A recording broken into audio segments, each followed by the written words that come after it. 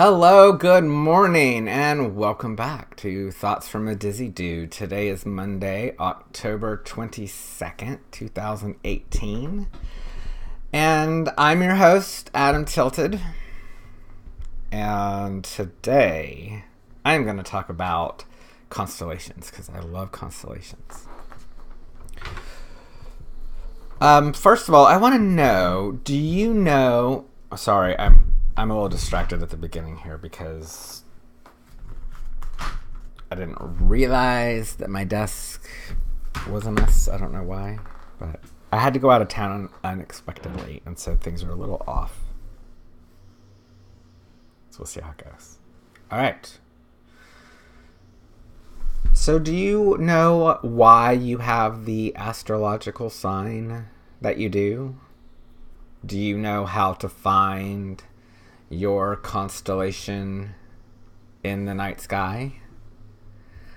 Well, I'm going to show you how. I am Sagittarius. And what that means... Oh, it's not right. There we go. What that means is that I was born during the time of year when I was born, the constellation Sagittarius is in the part of the sky where the sun is setting. So at this time of year, Sagittarius is in full view to the south. It's high in the sky, and it's easy to see if you know what you're looking for. And we have an extra helper, an extra guidepost, a landmark, because Saturn is in the constellation Sagittarius. So that can help us find it. But I want to show you how to find Sagittarius. And then we're going to watch what happens to its position in the sky as we progress night to night between now and the end of the year. So the first thing that I need to do in order to make this a realistic experience is we need to unfortunately add in some light pollution. Because although I wish I could see all of these stars in my backyard, I don't. So, wait, hold on. Yeah. So if I add in light pollution, you see what a difference that makes. Let me turn these off and you can just see not nearly as many stars with the light pollution. But that's okay, because if you allow your eyes to adjust for about 30 minutes, then you will begin to be able to pick out some stars, and you'll see them as I zoom in a little bit. So usually I can see about this. Now I have pretty good eyesight. My husband has trouble seeing some of these stars because they are fainter. But here are some things to look for to help you find Sagittarius. Sagittarius, let me turn on the lines again. Sagittarius is the archer. He's half man, half horse. But really, we're just going to look at this part right here. And this part looks like a tea kettle. I know I've talked about this before. Tea kettle here. So if it's hard for you to see the bow because you can't see all of the stars, then you can usually find this tea kettle if you give your eyes time to adjust. Now, Saturn is over here, which is nice because if you hold your hand out at arm's length, it's about, if you close your eyes, about 2 finger widths between Saturn and this top of the tea kettle. Okay, so that's Sagittarius. That's how I find it, is I look for that tea kettle shape, and this is what the sky will look like tonight at 10 o'clock. Oh yeah, it's a bedhead edition today. It's Monday, so I didn't really do anything with my hair, so I know it looks kind of pineapple-ish, huh? We'll see what I can do about that later. Let me back this up just a little bit so we're closer to sunset, so you can see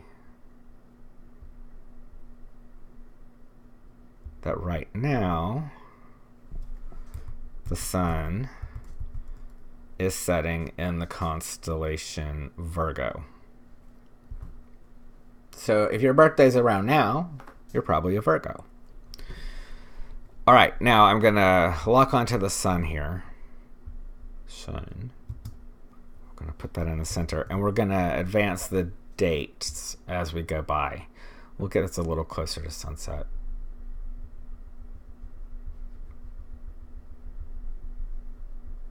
All right.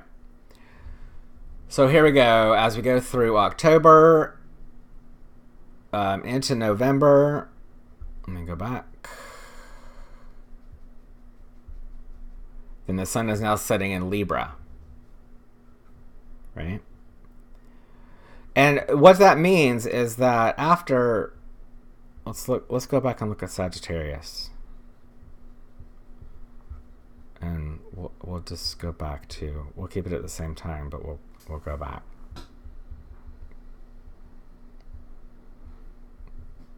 I think it's accounting for the time change there. All right, so as I watch Sagittarius go by, I can see every night it's further and further to the west, and it's declining. So that lets me know that my birthday is coming up, because when the sun is setting in Sagittarius, that's around the time when I was born. So if we move this up here, now I have to back this up because the sun sets later. So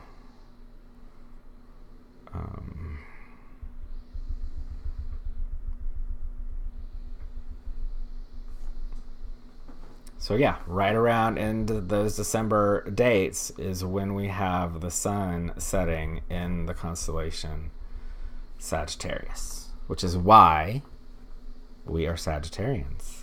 Which is why we are the most awesome. I also want to show you, let's look on the sun, and let's follow the sun around for a while so you can see where all of these other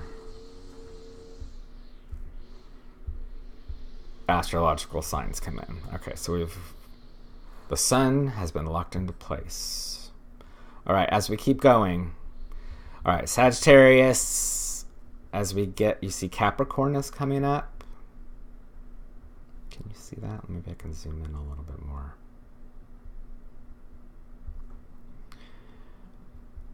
Capricorn, Aquarius. Of course, the sun is setting later, so we'll have to adjust for that.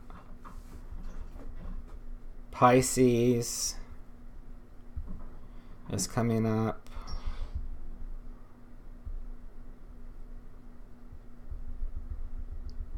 So this is how ancient astronomers kept their calendar. Is they noticed which constellations they saw right after sunset, and that's how we got those astrological signs. Cool, huh? So there's Aries, Taurus. We're in May now, so these are the Taurus, Gemini in June, Cancer, July, Leo is coming up in mid-August. And you're noticing how the sunset is changing, right? Because the sun is setting at different times, earlier and later as we go through the different seasons. So I can move this out of the way again. And then Virgo is coming back around again, because that's how we are now. So that's how you find your astrological sign, and that's how those constellations were used as a calendar, basically. I find, maybe it's weird, but I find comfort in being able to look at the night sky and know that it's connected to the time of year. Because also at this time of year, in the morning, I've been seeing Orion. If I get up before the sunrise, I get up before the sunrise, I can see Orion. But each day, Orion is moving further and further across the sky each day. And that lets me know that winter's coming, because Orion is a constellation that I associate with winter. And so it's getting closer and closer to the instead of being in the morning, it's going to go through the daytime and then be at night.